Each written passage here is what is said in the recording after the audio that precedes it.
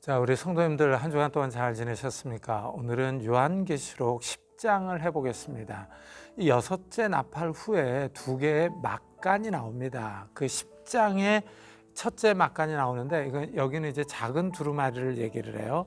그 다음에 11장 1절부터 14절에서 둘째 막간이 나오는데 두 증인에 대해서 이야기를 합니다. 이 두 막간으로 인해서 이제 일곱째 나팔 부는 것이 지연되는 거예요. 먼저 10장에서 보면은 하늘에서 힘센 다른 천사가 내려옵니다. 근데 이 천사가 작은 두루마리를 갖고 있어요. 이 요한계시록에 나오는 천사들의 모습이 아주 다양하다라는 것들을 여기서 알 수가 있는데, 이 하늘에서 내려온 힘센 다른 천사에 대한 묘사가 아주 특이합니다. 내가 보니 힘센 다른 천사가 구름을 입고 하늘에서 내려오는데 그 머리 위에 무지개가 있고 그 얼굴은 해 같고 그 발은 불기둥 같으며 그 손에는 펴놓인 작은 두루마리를 들고 그 오른발은 땅을 밟고 그러죠. 먼저 첫째 구름을 입고 그래요. 이 구름은 이 신현 하나님이 나타나실 때 동반현상이거든요. 그래서 이 신의 산에서 보면 하나님이 나타나셨을 때 불과 구름 가운데 나타나셨어요. 그리고 광야에서 이스라엘이 여행을 할 때 하나님께서 이 구름 기둥과 불 기둥으로 함께 하셨죠. 그리고 이 성막과 성전이 완공되고 난 후에는 이 여호와의 영광의 구름이 함께 했던 모습을 볼 수 있습니다. 그리고 예수님도 이 구름 타고 오실 것을 말씀을 하셨죠. 그 다음에 이 두 번째, 이 천사는 그 머리 위에 무지개가 있다 그러죠. 근데 이 무지개는 성경에서 보면 하나님께서 노아에게 주신 언약의 증거거든요. 하나님이 다시는 물로 세상을 심판하지 않겠다 하고 약속을 하고 무지개를 주셨죠.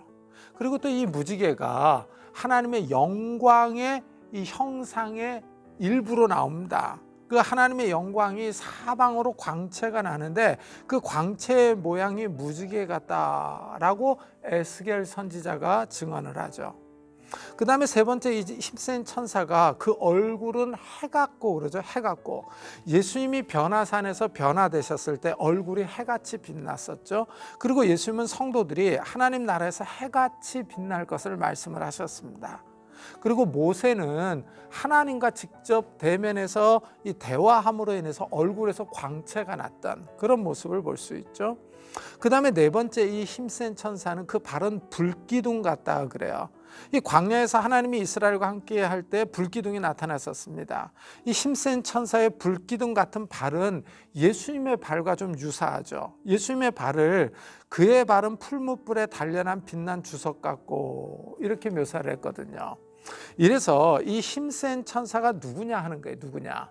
이 보니까 신적 속성을 공유하고 있거든요. 이래서 이 천사가 그리스도 아니냐 하는 토론이 있습니다. 하지만 여기서는 명확하게 천사다라고 얘기를 하죠. 그러니까 이것을 보면 그리스도의 영광과 사역에 이 참여한 천사죠.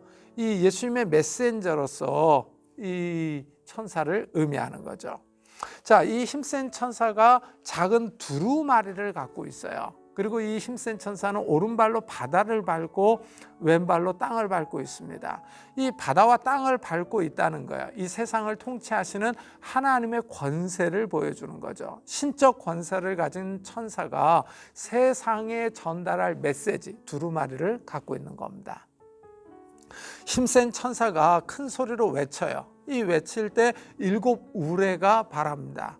일곱 우레가 소리를 내어 말했다는 것은 시편 29편을 배경으로 해요.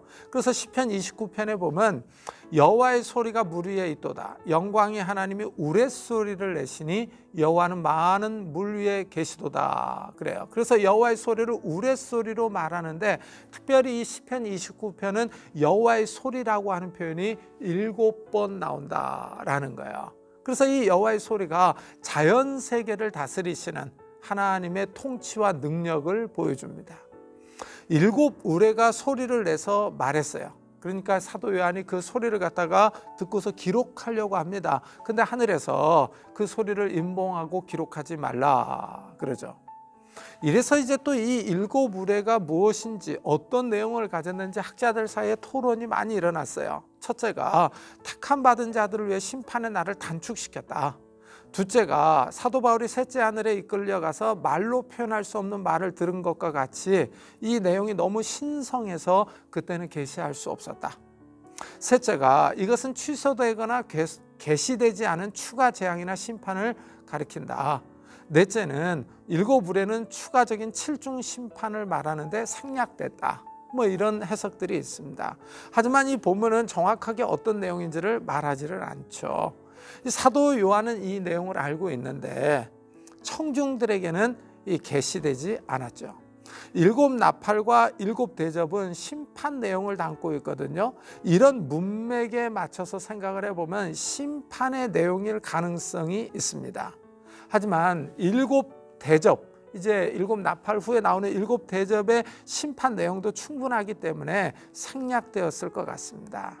이것을 보면 성경은요, 하나님의 구원 목적에 맞게 기록된 책이에요. 우리들의 궁금증과 우리들의 호기심을 다 채워주는 그런 책은 아니죠. 성도들이 알아야 할 구원 내용은 충분하죠. 그러니까 우리가 몰라도 되니까 기록하지 말라라고 말씀을 하신 거겠죠. 그 다음에 이제 이 힘센 천사가 이 바다와 땅을 밟고서 하늘을 향하여 오른손을 들고 맹세를 해요.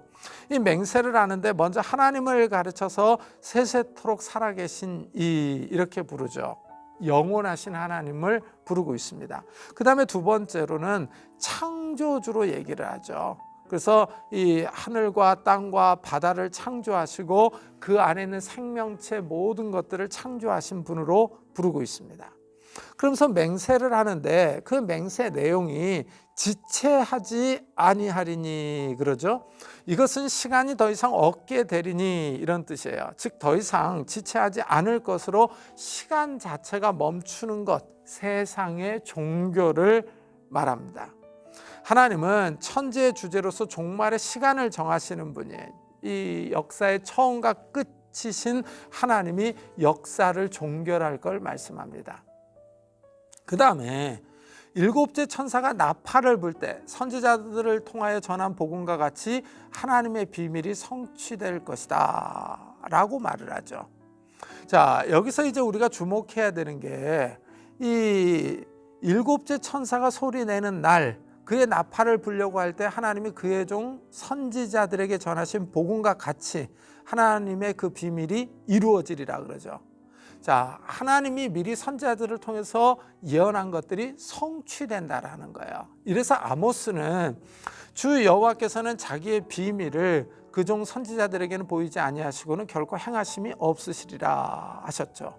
그러니까 하나님은 선지자들을 통해서 하나님의 구원 계획을 이미 선포를 하셨어요. 그래서 사도 바울은 예수님의 복음을 이미 구약에서 이 예언에 두었다라고 얘기를 했었죠. 그래서 로마서를 보면은 이 복음은 하나님이 선지자들을 통하여 그의 아들에 관하여 성경에 미리 약속하신 것이라고 설명을 합니다. 하나님이 구약에서 이 선지자들을 통하여 하나님의 아들이 오실 것, 메시아가 올 것을 예언했습니다. 이것이 신약에서 성취가 되었어요. 그리스도께서 오셔서 십자가에 달리시고 3일 만에 부활하셨습니다. 그리고 하늘로 승천하셨죠. 그리고 다시 오실 것을 약속하셨어요. 신약의 저자들은 예수님의 재림을 예언합니다. 이런 예언이 이제 일곱째 천사가 나팔을 불 때 이루어질 거라는 거예요. 그래서 이 하나님의 종말 계획이요, 이런 것들이 예수님의 재림과 함께 이루어질 것을 말하는 거죠. 예수님께서 이 땅에 초림하실 때 하나님의 나라가 이 땅에 이미 임했었습니다. 이미 임했었어요. 이 땅에서 이 교회 복음 사역을 통해서 하나님의 나라가 확장되며 이 성장되며 선포되었었죠. 예수님이 재림하실 때 하나님의 나라가 완성될 겁니다. 아직은 하나님의 나라가 완성되지 않았지만 예수님의 재림으로 완성될 거죠. 자, 여기서 이제 우리가 한 가지를 생각해 봐야 되는데, 이 종교개혁자였던 존 칼빈이요. 존 칼빈은 요한계시록을 빼놓고 성경을 다 주해를 했었어요. 왜냐하면 요한계시록이 너무 어렵기 때문이죠. 그래서 그동안의 학자들은 요한계시록에 주석을 쓰는 것을 기피했었습니다. 그런데 최근에 들어서는요, 그렇지가 않습니다. 지금은 요한계시록에 대한 주석들이 계속 쏟아져 나옵니다. 이것을 보면 하나님의 계시가 열릴 때가 된 거예요. 열릴 때가 된 겁니다. 하나님께서 성령의 영감을 주셔서 성경의 저자들이 이 계시를 쓴 거예요. 보고서. 사도 요한이 보고서 쓴 거죠. 근데 이것을 읽을 때 성령께서 또 조명을 해 주시는 거예요. 조명을 해 주셔서 이것을 깨닫게 하는 겁니다. 이 지혜를 주셔서 이 기록된 말씀을 깨닫게 하는 거죠. 그래서 이 계시록을 해석할 수 있는 지혜를 주시는 거예요. 하나님의 비밀이, 즉 종말에 대한 비밀이 요즘 열리고 있는 거예요. 이래서 학자들이 요즘은 요한계시록에 대해서 주석을 많이 씁니다. 요한계시록이 아주 큰 주제가 되고 있는 이런 모습을 볼 수가 있어요. 이것이 무엇을 의미하냐면은 주님의 재림이 가깝다, 역사의 끝이 가까이 왔다라는 것을 보여주고 있는 겁니다. 하늘에서 요한에게 이제 천사가 갖고 있는 두루마리를 취하라고 합니다. 이 두루마리는 천사의 손에 펴놓인 상태로 있는 거예요. 임봉한 두루마리가 아닙니다. 그 손에는 펴놓인 작은 두루마리를 들고 그러죠. 그래서 이 작은 두루마리가 5장에서 나오는 하나님의 오른손에 있던 두루마리와 동일한가 하는 질문이 나옵니다. 물론 이 둘 사이에 차이는 있습니다. 하나님의 손에 있던 두루마리는 7인으로 봉해져 있었죠. 그리고 예수님께서 이 7인을 떼셨습니다. 그러나 힘센 천사가 갖고 있는 두루마리는 펴 있는 거예요. 펴 있는 거예요. 이런 차이가 있음에도 불구하고 예수님이 떼신 두루마리와 천사가 갖고 있는 작은 두루마리는 서로 관련이 있습니다.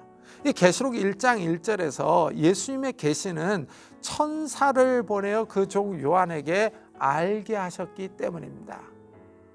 그렇다면은 이 작은 두루마리의 내용이 무엇이냐 하는 거예요. 여기에 대해서도 또 논란이 많습니다. 앞으로 나오는 계시록 10장과 11장이다. 아니다. 계시록 11장 1절부터 13절이다. 어떤 사람은 계시록 11장 1절부터 15장 4절까지다. 어떤 사람은 계시록 12장과 17장이다. 아니다. 12장부터 22장 5절까지다. 어떤 사람은 아니다. 20장부터 22장까지다. 뭐 이렇게 이 두루마리의 내용에 토론이 많습니다. 근데 이런 분석을 살펴보면 하나같이 이 작은 두루마리가 나오는 10장 이후를 가리키고 있다라는 겁니다. 그렇지만은 이 본문에서는 두루마리의 내용이 무엇인지 명확하게 나오지는 않습니다. 사도 요한이 천사에게 두루마리를 달라고 하자 천사는 갖다 먹어버리라, 내 배에서는 쓰나 내 입에서는 달리라 하죠. 사도 요한이 천사의 말대로 먹습니다. 그러니까 입에서는 이제 꿀같이 단데 배에서는 쓰게 됐다라고 설명을 합니다. 이 두루마리를 먹는 사건은 에스겔의 소명을 배경으로 합니다. 하나님이 에스겔을 선지자로 부르시고 두루마리를 먹으라고 합니다. 그리고 포로에 잡혀있는 유다 백성에게 하나님의 말씀을 전하라고 하죠. 하나님이 먹으라고 한 두루마리는 그 안팎에 글이 있는데 그 위에 애가와 애곡과 재앙의 말이 기록되어 있었습니다. 심판과 저주의 말씀이 기록되어 있었어요. 그런데도 에스겔이 그 두루마리를 먹자 그것이 내 입에서는 달기가 꿀 같더라 라고 말을 합니다. 하지만 에스겔이 이제 전하는 말씀이요, 이 전하는 말씀이 거부당할 것을 곧 이어서 말씀을 합니다. 이렇게 말씀을 꿀에다 비유하는 것은 구약에 자주 나타나요. 주의 말씀의 맛이 내게 어찌 그리 단지요, 내 입에 꿀보다 더 다나이다. 예레미야도 주의 말씀을 얻어먹었다 그래요. 얻어먹었다. 내가 주의 말씀을 얻어먹었사오니 주의 말씀은 내게 기쁨과 내 마음의 즐거움이오나 그러죠. 이 예레미야가 주의 말씀을 얻어먹었어요. 그 마음에 기쁨이 있습니다. 그러나 그 말씀을 전할 때에는 고통이 따라온 거예요. 고통이 따라온 겁니다. 내가 기뻐하는 자의 모임에 앉지 아니하며 즐거워하지도 아니하고 주의 손에 붙들려 홀로 앉았사오니 이는 주께서 분노로 내게 채우셨음이니이다. 나의 고통이 계속하며 상처가 중하에 낫지 아니하면 어찌 됨이니까 하고 예레미야가 말을 합니다. 예레미야가 하나님의 말씀을 받아 먹을 때는 기쁨과 즐거움이 있었지만은 예레미야가 전해야 될 그 내용은 이 나라가 망한다는 거예요. 이래서 많은 유대인들과 관리들과 왕과 가족과 친척과 선지자와 제사장들에게 반대를 당했습니다. 그래서 고통이 있었던 거죠. 사도 요한이 두루마리를 먹자 입에서는 꿀같이 달고 배에서는 쓰게 됐다라는 말은 계시록의 말씀을 받아서 기쁘지만은 이 예언의 말씀을 다시 전할 때는 고난과 고통이 있을 것을 의미하는 거예요. 사도 요한이 작은 두루마리를 먹자 천사가 내가 많은 백성과 나라와 방언과 임금에게 다시 예언하여야 하리라 그러죠. 다시 예언하여야 하리라 그래요. 이 다시라고 하는 말이 이미 시작된 사명의 갱신을 의미하는 거예요. 갱신. 그러면서 하리라 그러죠. 이 하리라라고 하는 말은 헬라어로 뭐뭐 해야 된다라는 거예요. 그러니까 마땅히 해야 할 사명이라는 거예요. 예언의 당위성을 말하는 겁니다. 요한은 본 것을 기록하라라는 명령을 받았죠.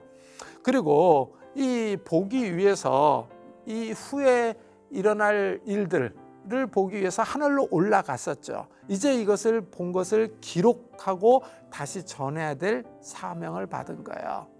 요한은 세상 모든 나라에게 이 예언을 증거해야 합니다. 그래서 많은 백성과 나라와 방언과 임금에게 그럽니다. 만국에 대한 선교를 의미하는 거예요. 신기하게도 요한이 기록한 계시록은 현재 전 세계로 번역돼서 이 선포되고 있다라는 사실을 기억해야겠죠. 정말 이 반모섬에 요한이 사로잡혀 있었지 않습니까? 그곳에서 쓴 요한계시록이 이 동방 끝에 있는 우리나라에게까지 와서도 이 지금 선포되고 있는 이런 모습을 볼 수가 있죠. 그리고 여기 많은 백성과 나라와 방언과 임금에게 그러는데 이 에게라고 하는 전치사예요. 이 전치사가 무엇에 대항하여 반대하여 이런 뜻도 있습니다. 그러니까 만국에 대한 부정적인 예언의 의미도 있는 거예요. 회개하지 않고 반역하는 세상을 대항하여 하나님의 심판의 메시지를 전하라는 의미도 있는 겁니다. 이래서 요한계시록은 이 세상의 악에 대한 심판의 메시지를 담고 있는 모습을 볼 수가 있어요. 현재 우리가 살고 있는 세계는 코로나로 인하여 이 재난과 고통을 당하고 있죠. 이런 상황이 요한계시록과 이 종말론의 메시지에 주목하게 만들고 있습니다. 이러한 때에 하나님의 말씀을 잘 듣고 지키는 깨어있는 성도님들이 되시기를 축복합니다.